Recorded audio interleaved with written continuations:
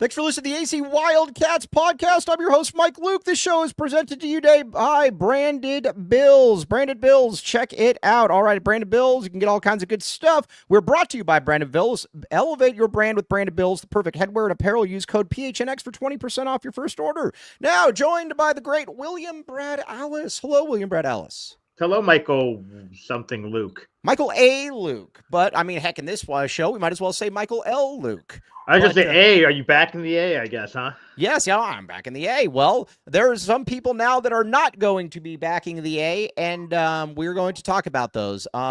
Listen, Kevin L. Thomas, our esteemed producer, made a great point that generally with the portal, it's all bad news for the first week because you can just enter. You can't sign anywhere.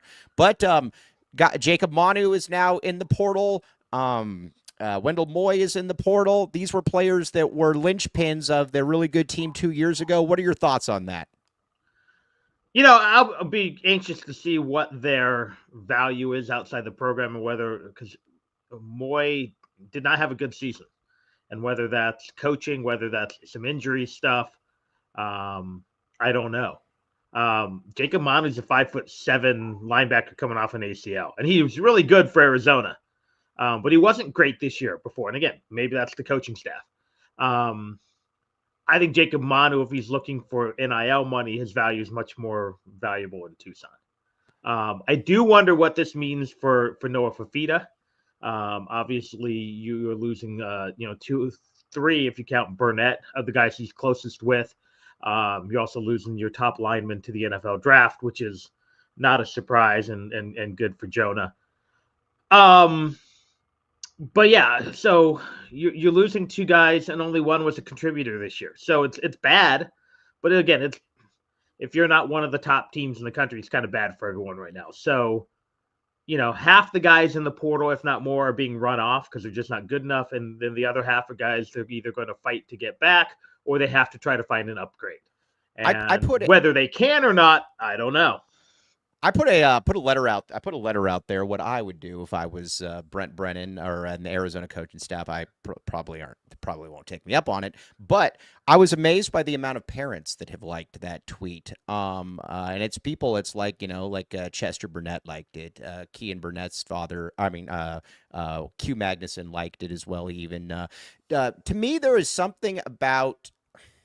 How do I put this? I don't think a lot of these kids wanted to leave. I really don't. I think that they wanted to come back. I think they wanted to be successful here. And it just feels, and we're going to get into what they need to do going forward. But these are losses that, and you kind of hit the nail on the head, Brad. You said some of these guys, they just weren't very good this year. Now, I guess that's my question is, did they just forget how to play football? Does this coaching staff, are they in over their head? Where are we at this point? Because Jacob Manu was a stud for 2 years here. Wendell Moy looked like he was on the verge of playing in the NFL. Where are we at? I mean, Moy's going to be visiting Auburn. Where are we at? Yeah, I mean, Moy's probably going to be fine. I mean, Moy's, again, a guy who did not play great this year, but he has enough good tape. And again, Manu can find a place to play, but is it going to be an upgrade over Arizona? Right. Or I should say, he might find an upgrade from wins and losses, but it might be at a smaller conference. Or he can go play at a comparable program because I think he's just in a tough spot with his lack of size. I mean, and again, not that he's not a heck of a player, but if you're trying to make a step up move, and Auburn may be a lateral move for Arizona in terms of wins and losses, it's a step up right for Moy. Auburn's probably not going to look at a guy like that. Oregon's probably not going to look at a guy like that. Right. So again, but the rest of the guys on the list, there are some who I am very intrigued about who have not done much, and there's some guys I know that they just don't have in their plans. Well, right. There's just some players and this is with all due respect, somebody like Jackson Holman's never going to play here. No. And the staff didn't really, I believe, if I'm not mistaken, I get some of these guys mixed up. I believe he was a Fish guy anyways, right. that they inherited. So, again, do I like Malachi Riley on paper? Yes, I love Malachi Riley on paper. He hasn't done much. Right. And that's kind of where it's at. Now, I'm not sure there's an upgrade for this team in the portal. That's my concern. Again, I have tons of concerns across the board for this staff, for this program. I've also heard from people behind the scenes, and I don't know how true it is, that Brennan's staff has tried to kind of make guys police themselves and be more accountable, whereas Fish is literally dragging guys to the weight room if they had to. Well, right. And see, that's kind of where I'm at. And again, we're going to get to the OC stuff here in a second. That's kind of where I'm at. Manu looked fat this year. That can't happen. I mean, he looked overweight. But how much of that is on Jacob? I mean, how much? I agree. I agree. How much? Again, and again, there's at least 2 guys in the portal that I have heard just weren't doing everything they needed to do. Right. And I'm torn on that. Part of me is like, well, you're in college. You shouldn't be babysat. The other part is you're in college. Sometimes you need to be babysat. And if you're trying to win football games, maybe you do everything you can do. Right. If it literally means going to the guy's apartment and dragging him in, or, dangling that scholarship over his head if he's not meeting certain, because you can't do that. They're voluntary workouts, but we all know you can do that. So I don't know. I'm torn on that, because at some point you have to have the culture of accountability. And I don't, from my understanding, a lot of that on Fish was the players weren't holding themselves accountable. The coaches were literally babysitting kids. And right now, let's talk now about where Arizona moves going forward. We've talked about this all. The biggest travesty, I thought, from this previous coaching staff was that there was no offensive identity clearly going into the season. They didn't know what they wanted to do, and you saw Brent Brennan basically every single press conference talking about that. Well, you're back. You have to. This offensive coordinator, whoever you hire, you have to hit the ball out of the park with him, and it has to be something that It has to be somebody that comes in here and you know exactly what he wants to do. I don't care, honestly, what his system is. Now listen, everybody asking me about Brennan Marion. It's not going to be Brennan Marion. I can tell you that. I've talked with enough people. It won't be Brennan Marion. But is he going to be the head coach at UNLV? I kind of wonder that. I wonder that one as well. If I were UNLV, I would hire him as the head coach. Yeah, I mean, the Odom success there is baffling because he was not good at Wake Forest. Right. Or Missouri too. Wasn't he at Missouri as well? Or was he at Missouri, not Wake Forest? Wherever Missouri, he wasn't great. Right. But he did great job at UNLV, which no one has been able to do. But if it's me, I just turn that job over to Marion unless there is an issue with him. But yeah, look, so you can continue. But that was just my whole point. I think Marion's the next UNLV coach. Okay, so you need somebody in here that comes in here and looks to get the ball out quickly. Listen, with the way the offensive line was, Jonas Savaiinaea has obviously entered the NFL draft. Wendell Moy's gone. Josh Baker's gone. Those are 3 high quality, or at least they were, 3 high quality offensive linemen on paper. It's going to be an entirely new offensive line at this point. I think you have to get somebody in here that all right, we're going to try to get the ball out quickly. We're going to try to get the ball, 2 different players, and we're going to get to other positions here in a second. But that's got to be the top priority for me, is somebody that you at least know what they're going to do, and they're going to be able to articulate that at their first press conference. No, I agree with that. And here's my problem was last year, not only did the offense not have any identity, it was poorly designed. Right.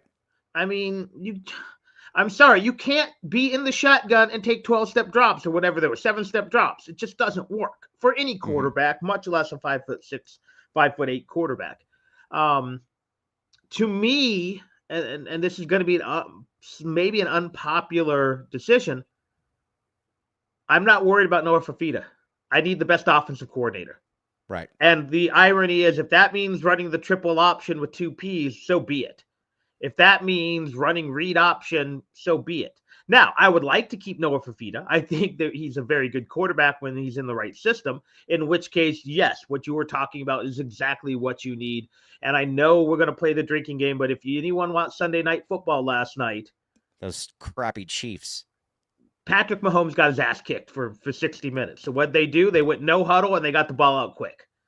Super quick passes, rolled him out, got him out of the pocket because the line couldn't block the Chargers. Mack and Bosa were having a field. But that's what Arizona needs to do with Fafita. Anyways, they need to get him out of the pocket because he's short.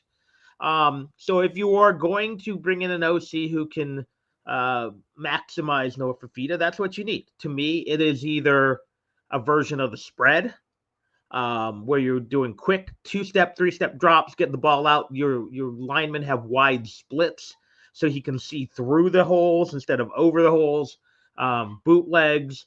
But whatever you do, yes, once I need to be able to say, this is what the offense is. It's the spread. It's a pro style. It is a read option. It is, some variation, right? Right. And then I need you to design it very well. And I need you to be able to my bigger articulate frustration it. was, again, I haven't coached an advanced pro style R in high school. You coach freshmen at Choya. Do not underestimate yourself. We ran wing T. But right. Here's the thing. Occasionally, we could put the same play in with a different formation and a different mechanism. So you could say, we're going to run the same play, but we're going to boot the quarterback out. And why Arizona couldn't figure that out. And even Brennan mentioned it, but he mentioned it in week 8. Right. I think I mentioned it on the second week after the you mentioned you mentioned it on the NAU post-game show with us. So that is my issue, is that you can say, you know what, we like our plays. They can't execute like this. So what can we do? You don't have to teach a new playbook. The terminology is all the same. Just run a 3-step drop, run a bootleg. And again, we don't even need to talk about the delayed handoffs and all that. So that's what I need. I need them to come in with a vision. If it is one that you're trying to keep Noah Fafita in town, great. If not, and you want to play Rich Rod's system, go give the bag to our boy Devin Dampier and run read option. I don't care. I just want, you need a clear vision. Your Arizona, it probably needs to be gimmicky. As funny as it is, Jed Fish's gimmick was he was running an NFL offense with NFL terminology. Yeah, but he got NFL players who wanted to play in it, though. Yeah, or very capable guys as well. Noah Fafita and JDL were not NFL players, but they were. Yeah, but all the skill guys were. Yeah, absolutely. So that's what you need. I don't care what it is. It has to be well designed and it has to be sellable. Okay, now let me ask you this, Brad. We're talking about the offensive line, and it was obviously not good this year, and we are going to get to that in just a second. But first, Brad, we've been talking about this for a while. Maybe a better idea with having no offensive linemen returning is to line up 5 Sanderson Fords. Would you put that there, the Sanderson Ford, and then just basically have the Sanderson Ford maybe just like shoot the ball back to Noah and they just stand there? I think with as girthy as they are, as strong as they are, wouldn't that possibly be a better idea? My only fear, and I mentioned this on the postgame show the other day, is the possibility of vehicular manslaughter charges. Yeah, but isn't that something that we'll take? It's a sound decision. Yeah, and the fact is, you could probably just bring in 2 more trucks, and those other ones are gone and they're in the scrap heap. But listen, man, at some point it's collateral. At some point it's collateral damage. There's nothing. Everyone cheats their own way. Yeah, why not just run people over literally? Exactly. Now get the 2024 F-150 truck with 3.9% APR financing for 66 months, plus up to $4,000 cash back. Similar savings on over 900 new and pre-owned vehicles in the lot. Brad, would you would look really good in a Sanderson Ford. I would. I mean, I drive a Ford now, but I'd kind of rather have the big girthy Ford than my mid-size SUV. Well, I was going to say, I think everybody, plus the kids, would like the Sanderson Ford, if I'm not mistaken. They would. We had a rental car that was a big truck, and they loved it. So, in fact, I think my daughter was like, they have these at Sanderson Ford. Yes. Now, here's the Fiesta, also the Fiesta Bowl, my friend, the Fiesta Bowl. Join us for our first ever college football playoff quarterfinal at the Verbo Fiesta Bowl, VRBO. Buy your tickets, reserved parking, and premium experience at fiestabowl.com/org/tickets and Viva Fiesta. I was at the Fiesta Bowl in 1994. Chuck Levy is still running in that game. He's still doing the duck walk? The duck walk, he is, yeah. Our good buddy Tony Gimino mentioned something a while back where he goes, he said, I thought going into that game that Arizona was going to slaughter him. He said, it's like there was just a feeling going into that. Did you feel the same way about the Fiesta Bowl, William Brad Ellis? No, I was at that game too. It was actually one of the most stressful mornings of my life, as this is pre-cell phone. I had tickets. I was supposed to go up with a bunch of people I didn't know. They all bailed on me, so I had all these extra tickets. And I had to go to a payphone at one of the hotels there in Tempe to try to call all my college buddies, if anyone. I ended up only using one of the 4 tickets, and I sat there alone, and it was still a great time. All right, yes. Now Cam Rising has entered the portal. That would be an Arizona move right there to bring in Cam Rising. Okay, Cam Rising's I'm going to have some beef with this. I don't like the portal the way it is. I understand giving a guy a 6th, 7th year to finish out his career at the school he's been at for. You should be allowed to transfer again as a 7th year guy. I know. Like, I I agree. can understand. Like, he's probably married with 4 kids and probably has like a side business at a restaurant in downtown Salt Lake City. The more I've looked at what's happened this weekend with the tournament and all this, I think college football is in much bigger trouble than anyone wants to admit. Just How off so? of the app, we have an NFL, and even in NFL, you can lock guys up for long-term contracts. We don't need a baby version with inferior talent and product. Okay. I think the transfer portal and the NIL, if it's left unchecked, is going to really hurt college football. I agree with you on that. Now, let's get back to the identity here, because this is something, and again, I know people are like, Mike, stop talking about Dilly. I get your point, but again, I think that you can learn from your enemies. This is what Dilly said about forming an identity on this show earlier, like last month, I guess. 100%, I think you have to have an identity of what you want. You may not be able to match your identity yet, but I think you have to have an identity for what you want, and then say, okay, well, we're not there yet, but we're going to get there eventually. And the goal is to have a plan for what you think it takes to be successful and what a winning identity looks like. And I think guys like Kyle Whittingham, Mike Gundy, and I mean, the list goes on of guys who have been someplace for so long and what their identities were, that, time on task on, how to build that. And you may have to build that a little bit differently in today's day and age, but you definitely have the proofs in the pudding in places for how to be somewhere for a long time. And I took that. I stole that. I tried to, bring it here. All right, well, you have to come in with an identity. I don't care about the players. You have to come in with the identity. That is where I'm at with this. You have to, because again, players are going to come and go. This isn't college basketball. Players are going to come and go. You have to come in here and you have to know exactly what you want to do. You have to be able to know what you want to do, and that is going to be the first step for me. Irish Mike, be nice to me. You've been very, very mean to me lately. But I love Irish Mike, great dude. But Brad, I don't care. It can't be about the personnel. This can't be a Khalil Tate thing where the players are running the situation. You have to have a coach that knows what they want to do, period. You have to have a couple things. One is an identity, and the other is a plan. Mm-hmm. And your plan has to include, especially at Arizona, some niche things.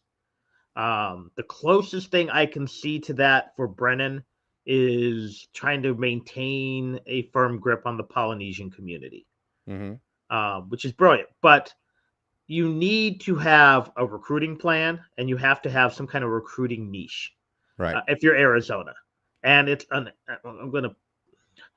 not Tucson. I keep seeing people Arizona. Yes, you have to keep the best players in Tucson home, but you don't need to uncover all these. It doesn't. You don't need to offer kids that aren't good enough. You can give them a preferred walk-on. Yes, well, I'm going to agree with you on this. Hayden Luke, really nice player. Probably didn't deserve a scholarship. Now he does. Yeah, he's proved himself. But yes, there's a Bijan Robinson or a Lathan Ransom every once in a while. But I keep seeing kids getting touted, and it's like, well, if you've covered recruiting, yes, you know it immediately.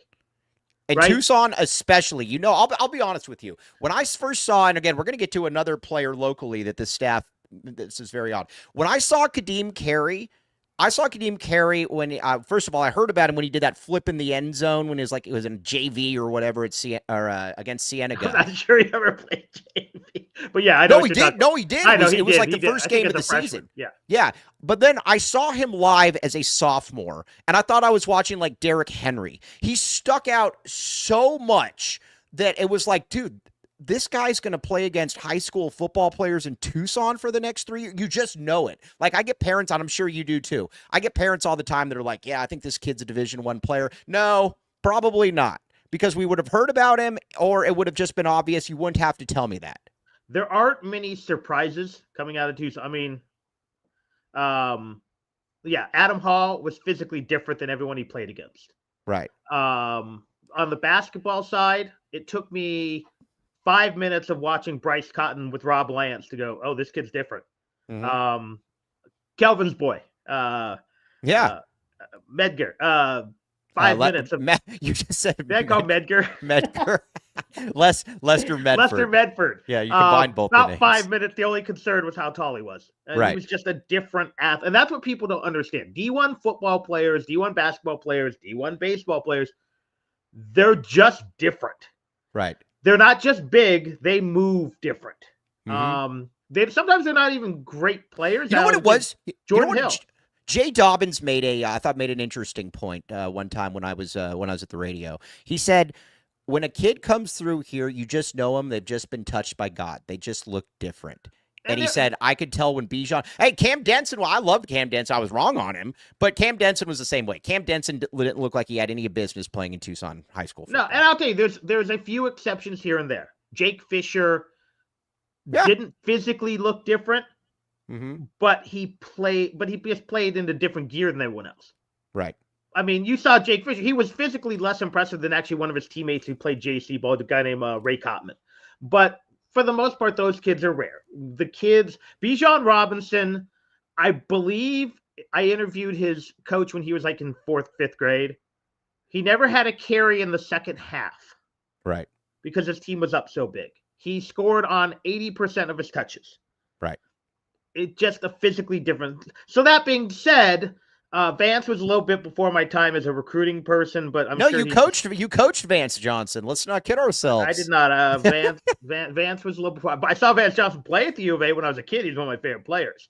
So that being said, you have to find your recruiting niche. And do you know who this Tyler Nolan kid is? This kid messages me on Twitter every single day. He DMs me every single day. I've never seen him. I only have heard about him because he tweets at me every single day. Do you know who this is? I don't. Do we know where he's at? I think he's at Poosh Ridge or something. I don't know. I get people all the time. Maybe that's in your neck of the woods. I don't cover high school sports anymore. I'll admit it. Yeah, but you know enough people. Come on. I honestly, my in right now is actually at Micah Mountain. Mm-hmm. Because I know some of the people, some former coaches who are parents out there, and they may have a D1 kid, and it's not the kid everyone's talking about. They have a younger guy who's a 6'5" receiver who has some interest, but they're trying to keep it a little down low. So, yeah. So I don't know, and I'll know a lot more next year when I'm watching high school football every Friday night with my son. Hopefully my son's playing Friday nights. He'll probably be playing Thursday next year, but I'll be back in the mix for high school sports again. Okay, now we're going to get back to OCs. If he's a kicker, then get out to the kicking camps. That's kicking is the hardest thing to get a scholarship for, other than punting. If the kid is good, you could be a great kicker and still have trouble getting a scholarship. So yeah, if he's good, get out to a U of A kicking camp.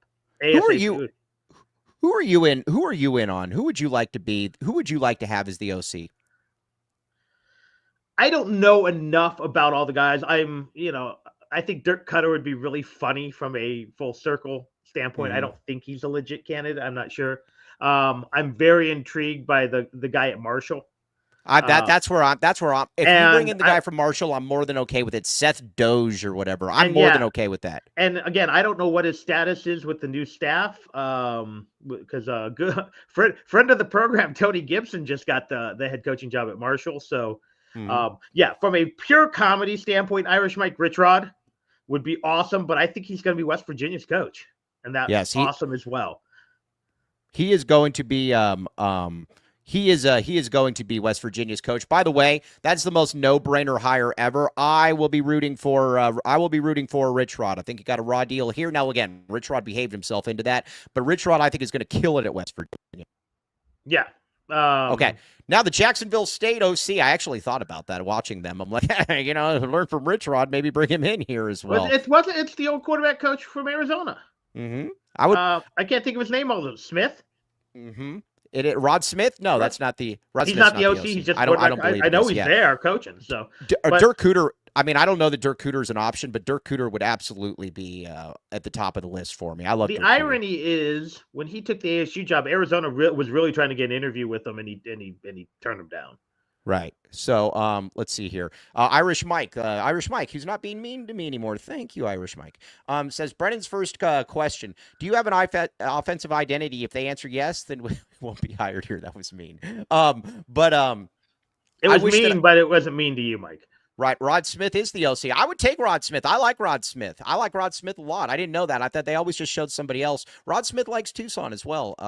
He and his lovely wife. Okay. Now, the DC is going to be, I'm going to tell you this right now, outside of something unforeseen, it's going to be Danny Gonzalez. He is going to be promoted from within. This is going to be an interesting one because Danny Gonzalez and Kevin L. Thomas, do we still have the resume? If not, it's fine. But, you know, ASU fans as a DC, they actually said that he was not bad. He's got history, obviously. I don't know that I don't know. It doesn't necessarily move the needle at all for me, though. What would move the needle? Yeah. I mean, I'm sure there's some guys in the SEC, you know, the Kirby Smarts of the world. You're like, but they're getting head coaches. Hire Kirby Smart. Hire Kirby Smart as your DC. Yeah, hey Kirby, there's too much pressure at Georgia, and you don't have a quarterback anymore. You got come on, dude, back the A. Come on down here, baby. So yes, I'm fine with Gonzalez. Again, it's a fine move, assuming he's well liked behind the scenes by the players. You know, I know some people. You know, he did a good job when he was at San Diego State as a position coach. So I'm fine with it. Again, it doesn't move the needle. And I'm hoping he will make some moves. My guess is he wouldn't, because I think my big problem is I think they need to make more drastic moves on the staff. Yeah, that's where I'm at too. I wouldn't hire him just because I think this thing honestly has to be blown up. I think that's got to be blown up. And also, this is a very fair point. Blazin' A's in 38. You guys are much smarter. You're much smarter than me. Yes, the linebackers and the special teams units were terrible this season. That to me is something that I were there any linebackers left to coach? No, that's true. That is true. But I'm going to say the special teams, though, you also have guys that were running onto the field during field goal. The special teams unit was terrible. Yeah. I will say this, having been on the sideline, a lot of that is the GAs and stuff. We're supposed to get those units ready. Like literally the coach is not the special teams coordinator is not the one going, okay, punt team, I'm going to count all 11 of you. Like, so right. Again, that's more of the overall structure of the program than putting it on. Go ahead, sorry. You know, again, it's not the OC's fault if an offensive lineman forgets to check into the game. Right. It's not, but it's in a weird way. It is the head coaches because you have to put that structure in place. Remember, there's the big joke about the punt flag. Right. Well, why did they have the punt flag? So those 11 guys would get ready. Now it's structure. It's having things in place. Dick Wilson. Now Irish Mike says PFF actually scored special teams higher probably mostly because of Loop. Yeah. I will say, Gringo Billy says, well, the GAs weren't good then. Yes. Now, Dick Wilson, I think, is putting a name out there that I don't think has probably gotten proper. Have we thought about Kevin O'Neill? He's a defensive mind. Yeah, he's not an offensive mind unless you want. Yeah, no, we don't need him. Unless you want all the receivers running motion, running in circles. Now Nick Rolovich. I get a lot of people that ask me about Nick Rolovich. I like Rolo. I'm fine with it. Yeah, the problem, though, is that Rolo is like currently suing the NCAA or something. I can't remember. There's some lawsuit going on where basically he can't be touched, but I would totally be cool with Rolo. I thought he was just suing Washington State. I didn't know he was suing the NCAA. I thought there was something else going on, too, but a couple people told me that he wasn't an option. Okay. I like Rolo a great deal, though. I know he and Brennan have some ties together, and you know, he did a very good job at Washington State before the whole vaccine thing. Right, exactly. Now, this whole weekend I planned on talking about Brennan Marion, but Brennan Marion is not an option. He's suing Washington State for sure. Now, there is something, let's see here. There is something, though, that we do need to talk about, and it's something that's in William Brad Alice's neck of the woods. But first, get the wave going. Come on, everybody. Get the wave. The Gila River Resorts and Casinos. Look at this. Come on. All right, waves. Come on, waves. Let's get this wave going. William Brad Alice, what do you, when you think of the Gila River Resorts and Casinos, what do you think about? Fun and immersive. It's a fun and immersive experience. Everybody knows that there's not one wave. Come on, TJ. TJ, lead the charge here. You can see it from the highway. You can see it. You can see the wave. All right, Andy Bryant, Mr. Tyler Warden, all kinds of good stuff with the wave. Now, with the wave also comes great responsibility as well. You go there and you have a good time with the wave. Now, here's the other thing too. You can go there. You can gamble. You can have a good time, a good and fun of immersive time. Also, hit the like button, by the way. Also, these waves coming in hot and heavy. Very much appreciate you all. Check it out. Gila River Resorts and Casinos. Now, you also might say to yourself, Mike Luke, you don't know anything. True. But guess what I do know about, Brad? HelloFresh. Have you ever had HelloFresh, William Brad Ellis? I believe I have. Okay. Now, with HelloFresh, there is another, it's very, very tasty. And I think the thing that everybody likes about HelloFresh is this.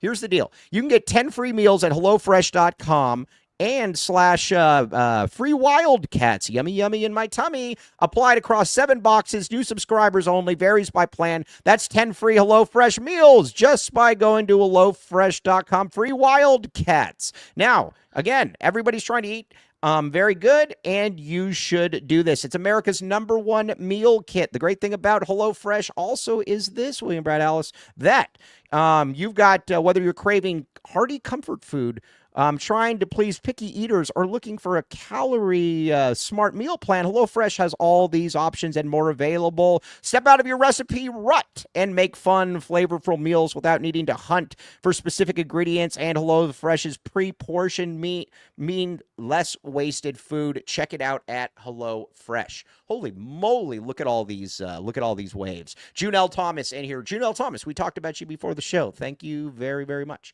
All right, now let's talk about recruiting here in Tucson. Let's go back to this for a second. Kevin L. Thomas, this is something that is crazy to me that I did not know, but it lines up.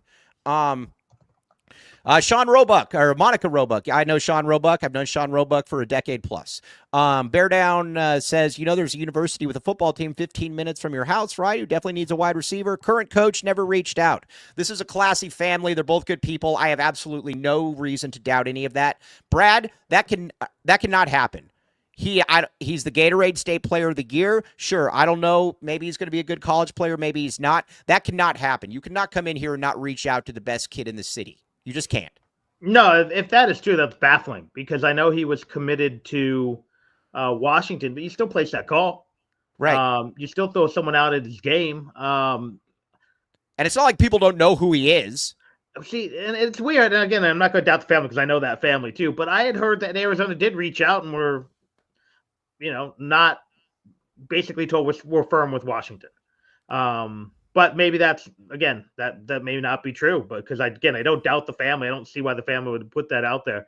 So maybe they tried to reach out through a third party. It didn't work. But I had heard that he's like, no, I'm firm with Washington. They, I like what they're doing up there. I like that staff. So I don't know, but you have to place that call even a few times.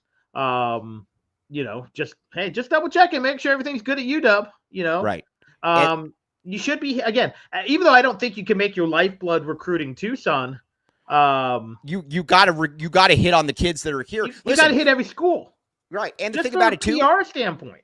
And the thing about it too is that at Arizona, a place like Arizona, you have to be able to listen. You don't have a massive margin for error in this city.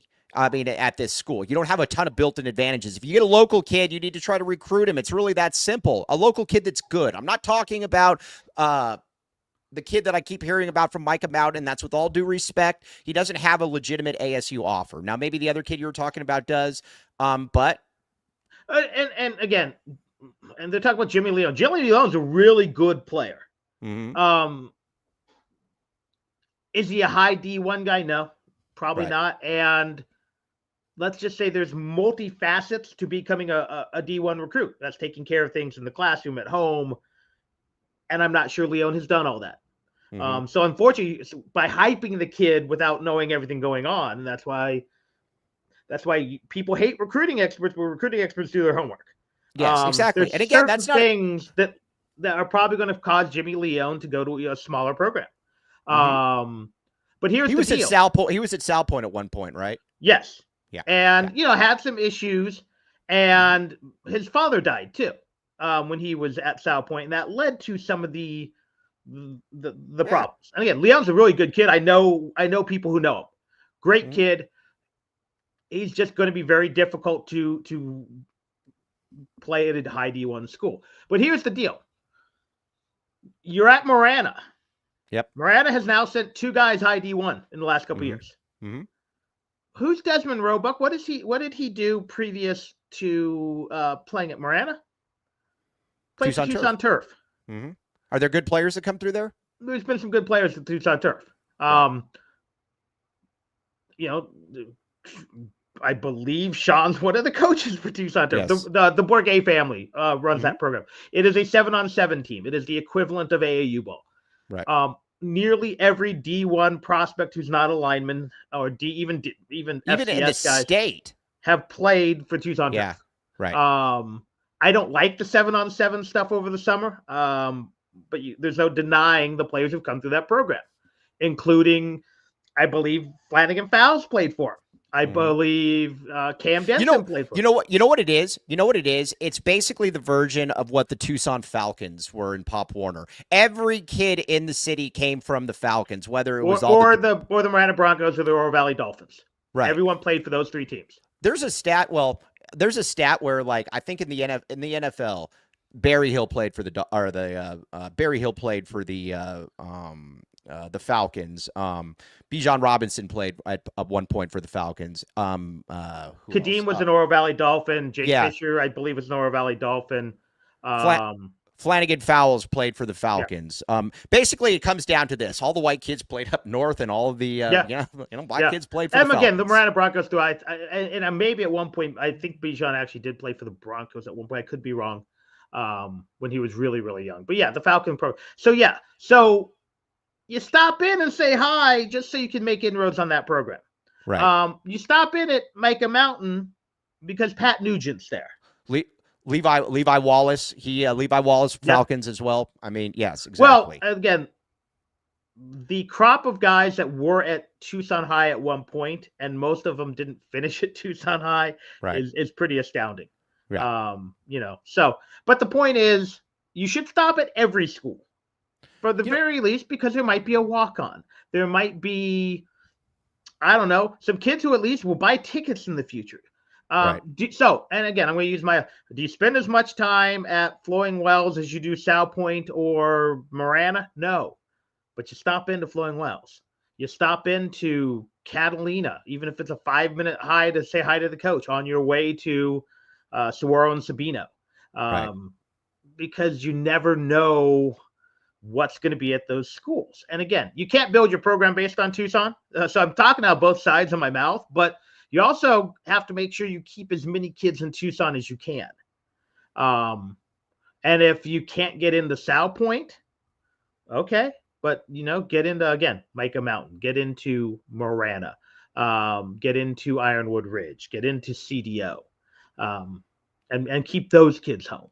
Right. Now, I do. Joseph made a very good point in here, where Joseph said the thing that I liked about Jed is Jed tried to get kids that he couldn't get. I like that mentality, because you're probably not going to get them, but Jed also was going to aim high. The thing that I like about Jed and Arsham, I wish that I knew all of that one. I know that he interviewed 2 different people.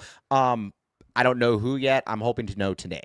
But the thing that I liked about Jed, though, is that, Jed had a vision. He knew exactly what Jed was going to do. Jed was going to shoot for the stars. Mr. Tyler Warden puts this very well. Everyone knew Roebuck was D1 when he was a freshman. That's true. He's a little bit on the short side, but everybody knew who he was. It's not a secret. Everybody knew who he was. But sometimes I don't know if everyone knew Stanley Berryhill was good. Mm-hmm. I don't know if who was the he ended up playing in Idaho. Mountain View had 3 D1 receivers on the roster at one point, if you count Isaiah Lovett, who was a preferred walk-on at Arizona, and just injuries kind of derailed his career. But you had Jeff Cotton? Yeah. Stanley Berryhill. They were all there at the same time. Cotton goes to Idaho, was on a practice roster. Right. But that's why you have to stop into these schools. And again, here's what you do. I'm just going to throw out 3 random names. Danny Gonzalez, you got the Northwest side. Brennan, Brennan goes to the East side. So, and let's be honest, when it really comes down once a month. And let's be honest, when it really comes down to this comes down to Sal Point and just knowing who at the other schools, like there'll be a couple other kids, but this basically comes down to Sal. And the other thing you have to do, and this is going to sound, knowing some things behind the scenes, I don't know if the current Sal Point staff is doing, you also have to not let Sal Point bully you. Mm-hmm. Sal Point talk bad about other players in town. Right. I can tell you that for sure. Whether it's guys who left the program, guys who didn't want to come, those coaches from the prior staff, and again, some of them are still, we're talking bad about kids, and you have to be able to be like, okay, well, I'm still got to recruit the best kids in town. I got to go see and make sure. I got to go check the transcripts. I've got to go talk to the teachers and make sure he's what you're saying he is. You have to do your homework. You have to be prepared. It's a plan, and that's the one thing the good staffs at Arizona has had a plan. Mike Stoops, heck, even Rich Rod. Rich Rod's plan kind of was stupid at some point, but you knew what Rich Rod wanted to do. Yeah, someone didn't have a plan. Someone couldn't be bothered to go down to South Point. If Brennan hasn't gone out to Marana High School or one of his assistants, that's a mistake. Right. So you have to have a plan, execute your plan. Even if your plan could be wrong. And again, Rich Rod thought, I can just out scheme everyone. I'm just got to find a bunch of speed, and if they're 5'3", so be it. And you know what? Most of his 5'6" receivers were actually pretty good, the ones who stuck around. But his 240-pound D tackles worked.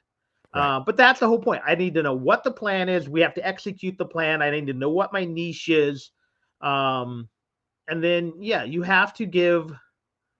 Look, Brennan's tweeting all of a sudden. Great, 3 months too late, but great. Some people gave Fish a hard time for being a salesman and for squirt guns. No, that people like that stuff. You have to do it. People like that stuff. I'd rather you do it and it doesn't do a darn thing.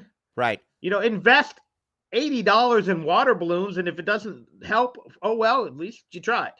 Yes. As opposed to, and again, I've heard the story, like telling the media not to release practice times for an open practice. I mean, that part to me was just, I'll never get over that. As bad as he was, John Makovic would go and shake hands with the people who come out to watch practice. No, I get it, man. Seriously. That to me was always the embodiment too, and I put that in my letter. That to me was the embodiment of just not understanding things. You're literally sending out emails to everybody in the media saying that make sure not to tell anybody what time practice is after you're saying at a presser. Yeah, I'd love for everybody to come on out. Well, no, you really don't, man. And when coaches didn't, they would close practice. Right. Yeah, again, if you ever went out to the old Plummer Fields, old Plummer Field, when again that's where Stoops was, Makovic was, you'd have it was the same 30 guys. Yeah, but it doesn't matter though. But it shows an understanding though that, hey, and like you said, Irish Mike said, Fish tried to help every aspect of the program. Fish, it's funny. I was talking with Jed Fish one time off record, and I think Jed Fish is a scummy person, but Jed Fish is a good football coach. He knows how to build a program. And he said, listen, this isn't an easy place to win. You have to do basically everything. There is so much more that goes on to trying to win at Arizona football than just trying to roll out the football. And he is roll out the basketball. And he's right. He did all of that stuff. Some people thought it was stupid, but it wasn't. And it doesn't take time. Right. How hard is it to tweet out, hey, good luck to the tennis team? Yeah. How hard is it? You know what? If you're going to go out, again, half these coaches, they walk around campus for exercise. How hard is it to stop by that tennis match, which is 6 minutes from your office? How hard is it to, like I said, Mike Stoops, I could tell you there was a young man with some severe disabilities who used to go to. I know the story. And Stoops would stop by about every other practice. Right. And if not, one of the assistants were. And if not, Willie Tuitama would. And it takes 30 seconds. And guess what? The goodwill it builds, I could tell you, people would see Mike Stoops stop by, he'd sign the kid's autograph, he'd, pose with a picture with the kid. And what happens when he walks off? Hey, that Mike's a good dude. Yeah, because here's the thing. This is my I suck at generally everything I do. But if somebody comes across me, I try to be nice to them. I try to shake their hand. I try to be approachable. So what? Even though I suck at most things, they're like, Mike Luke's not that bad of a guy. I met him. That stuff, like, joking aside, stuff like that works for a coach, though. Just getting people, everybody, here's the deal. Everybody wants to give the benefit of the doubt to somebody that they like. That's just the way it is. But I'll take it a step further. Mike Stoops was in every Tucson high school. Mm-hmm. So even though he missed on Martinez, they scouted him. Right. It was a missy Val. They thought he was a tight end, and they didn't think he was a good enough tight end to play at Arizona. Yes. That's just what it is. Now, and Mike Stoops' track record of keeping kids in Tucson was fantastic. It was good. And all right, now I was asked about Jordan Davis, the North Texas OC.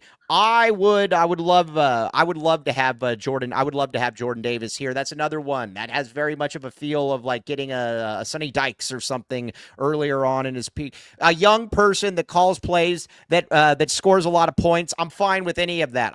But here's where I'm also at though, Brad. I need to have somebody that has called plays. I can't try. To me, I can't. Saying Brent Brennan saying "trust me" doesn't work anymore. I need to be able to have somebody in there that has called plays before. Period. Point blank. Yeah, at this point, yeah. I mean, there are times when, and I'm not sure when they brought Sonny in, he had called plays. I think he might have, but you absolutely need that. You need a guy who has put his personal stamp on an offense. So I either want someone young and hungry who has had some success at a small school, or I want someone who's gotten it done. So again, if it's a Rolovich or a Cutter, great. If it's one of these younger guys, great. What I don't need is the wide receivers coach from Georgia. I don't need that. I need somebody that has called plays before. I would put Dennis Walsh in there. He's could probably call better players. Also, you know what else that we haven't talked about during the show at all, Brad? And I think that, listen, the show's felt a little empty, and it's something that I think that we need to address at this moment. It's okay. Brad, listen. I was at Circle K 2 days ago. Yeah, no, I didn't. I was at Circle K yesterday, my friend. Well, hey, do I get bonus points though for going to the one right by the U of A since I'm backing the A because the A is right there next to the K? That is literally backing the A. It is literally backing the A. But either way, I went there and guess what? There were a couple football players there, and they were getting some beverages. Are they good beverages? Or are they? I just said they were weekend beverages. I was just saying they were getting beverages. It's a Saturday, it just is what it is. But they were also having a good time. Yes, Grant Winkler, Circle K has entered the transfer portal because they are under heavy demand. But either way, maybe we could have a Lavicchio's replace them. Yes, no. Do they even exist anymore? No, they don't. I don't think they exist. That's what made me laugh so much. But be like William Brad Alice. Join the Inner Circle for free by downloading the Circle K app. Terms and conditions apply at participating locations. Visit CircleK.com for details. Also, PHNX stuff. What do we got going on here, Mr. Kevin L. Thomas? All right. Yes. Oh, pickleball tournament. William Brad Alice, are you good at pickleball? I have not played yet. It's on my list. Interesting. All right. Check it out, though. Saturday, December 14th, 8:30 to 1 p.m. Now, we're going to talk about Tommy Lloyd here in a second. I don't think the perimeter defense is part of pickleball. So, no, so he's probably fine. Yes, I was going to say he's probably fine. We like Tommy Lloyd. Either that or he gets beat around the edges. I mean, Yes, exactly. But either way, check it out at PHNX. It is a good time. All right. Now, we're going to have we're going to have names tomorrow. We're really going to dive into that because I was promised a few things, which I will demand. Okay, but now, Brad, let's talk a little bit then about Arizona basketball. In hindsight, the Southern Utah game, I know it's Southern Utah. I had very low expectations for this. I just needed Arizona to be able to win the game and at least win at least win easily. They did that. My questions still persist, obviously. They're still leaving guys wide open. I asked Bruce Pascoe, the great Bruce Pascoe, because whenever I need something really hard and awkward asked, I just message Bruce and I said, Bruce, please ask this awkward question.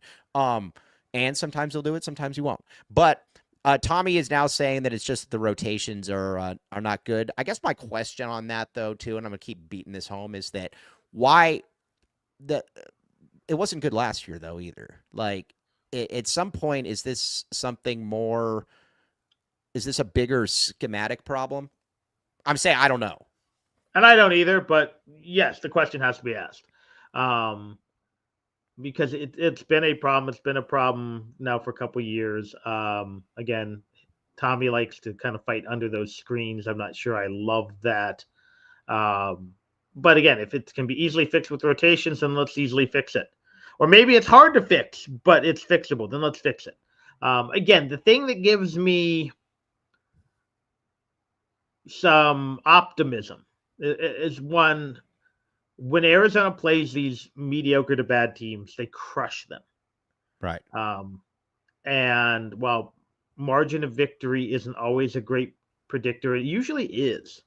Usually the very good Arizona teams beat the really bad teams because they're that talented. Right. So Southern Utah, who was not good, but they're an 8-2 basketball team. Right. Beat nobody, but they're 8-2 basketball team, so they at least have some competence. And Arizona could have probably won that game by 50 if they really wanted to. Right. At no point, after that initial little playing around with them, I think it was 22-16, it was never in doubt. And we saw some of the weaker Miller teams, and even some of those at the end of the Lute era. Suddenly that game, and we've even seen some Tommy teams, you're up 25. Oh, wait, you're up 9. Right. And this game was, again, they cut it from 40-something to 30-something. But so that tells me there's talent there. But now, talent only goes so far when you play good teams. Right. And again, Arizona got, I think, a little unlucky that, I don't think anyone thought Wisconsin was going to be this good. Right. I don't think anyone thought West Virginia was going to be. They won a pretty decent game the other day. I think they beat Georgetown the other night. Right.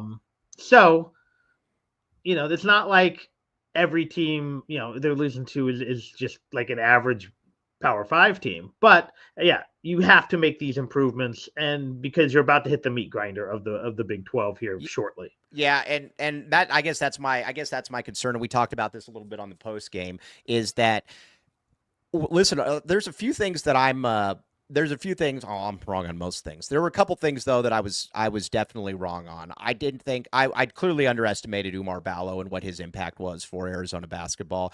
And the coaches might have too. Yeah, they did. They clearly did.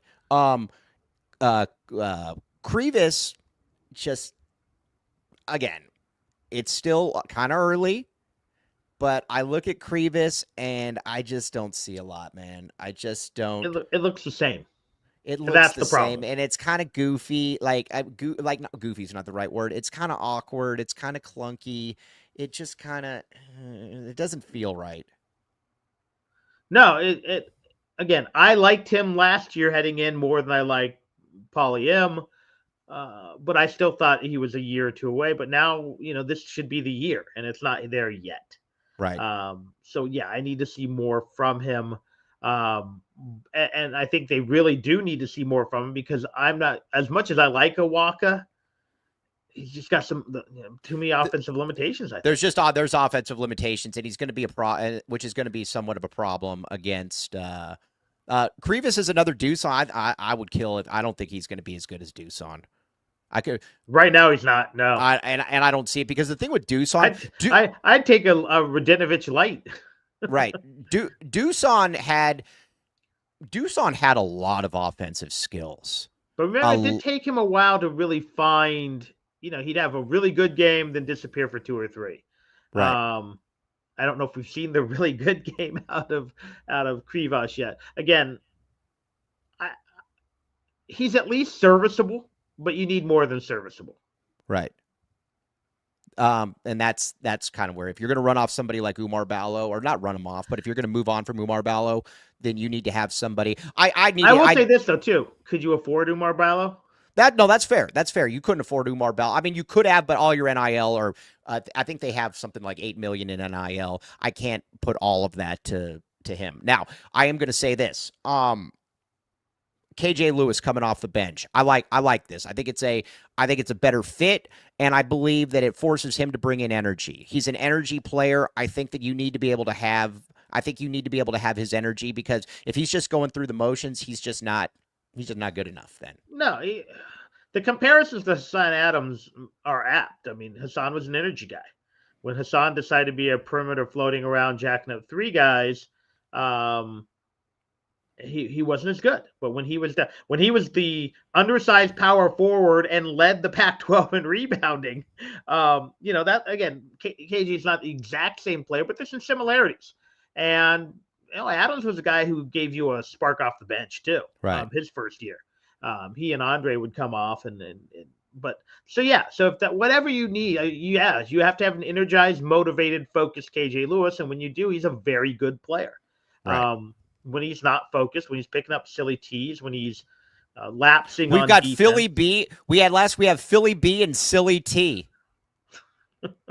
that made me laugh. That sounds like a bad rap group from the 80s. Philly B and Silly T. I think they opened for Kid and Play, and they're in the background. Yes, no, they are. They are.